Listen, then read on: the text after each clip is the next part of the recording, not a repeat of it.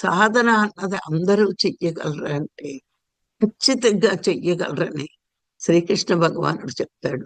అభ్యాసము ద్వారా సాధన పూర్తిగా చెయ్యగలరు అందరూ.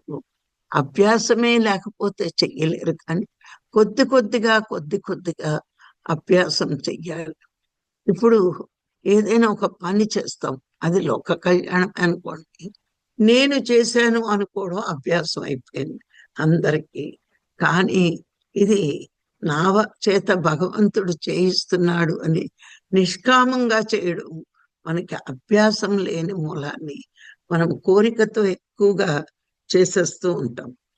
మరి ఈ కోరికతో చేసింది వాళ్ళ పుణ్యమైన పాపమైన మనకి జన్మ వస్తుంది. అందుకే కామ్యకర్మలు వద్దు, యజ్ఞకర్మలు చెయ్యి అని గురువులు మనకి బోధిస్తారు. అంటే గీతలో కర్మ చెయ్యకుండా ఒక్క నిమిషం కూడా ఉండకూడదు, కానీ కర్మఫలాన్ని పరమాత్మకి అర్పిస్తే నీకు పుణ్యము అనేది లేకుండా, జన్మ అనేది లేకుండా ఉంటుంది. యజ్ఞకర్మలే భగవంతుణ్ణి చేరుకోవడానికి దారి మాత్రం చూపిస్తాయి. మోక్షం రాదు, పరమాత్మని చేరుకోవడానికి అంటే ఇలాంటి సాధన చేయడానికి దారి చూపించే గురువు వస్తాడు పుణ్యకర్మల వల్ల, యజ్ఞకర్మల వల్ల. మరి ఇది తెలుసుకుని మనము ఆచరణలో పెట్టుకోవాలి. తాను ఆత్మని అని బుద్ధికి స్థితమవ్వాలి. జ్ఞానం నీ బుద్ధిలో ఇంకిపోవాలి. కానీ ఆ బుద్ధికి కూడా శక్తినిచ్చేది ఆత్మే అని నువ్వు తెలుసుకున్న రోజు ఇంద్రియాల మీద కానీ అంతరింద్రియాల మీద కానీ నువ్వు ఆసక్తిని పెంచుకోకుండా ఒక్క ఆత్మ మీద ఆసక్తిని పెంచుకుంటాం.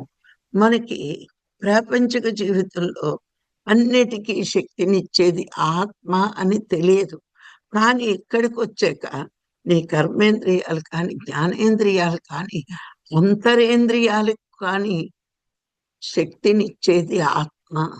ఆత్మకి శక్తి పెరిగితేనే అన్నిటినీ నేను సవ్యంగా పని చేయించగలను అని మనం ఎప్పుడైతే అర్థం చేసుకున్నామో, నా సాధన అంతా ఆత్మశక్తిని పెంచుకుని జ్ఞానం పెంచుకోవడానికి అనేది మనకు అర్థమైనప్పుడు మనం ఇంకా కామ్యకర్మలు లేవు అక్కడ.